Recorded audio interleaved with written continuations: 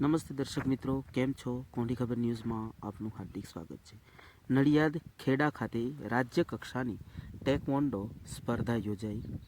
આ સ્પર્ધામાં children home for boys Rajpipla સંસ્થામાં આશ્રિત બાળકે ત્રીજો ક્રમ હાંસલ કરી ઉત્કૃષ્ટ દેખાવ કર્યો. આ વિદ્યાર્થી વિવેક દિલીપભાઈ વસાવાએ સમગ્ર રાજ્યમાં ત્રીજો ક્રમ મેળવી નર્મદા જિલ્લા સહિત પોતાના ગામ કાંદાનું નામ પણ રોશન કર્યું હતું.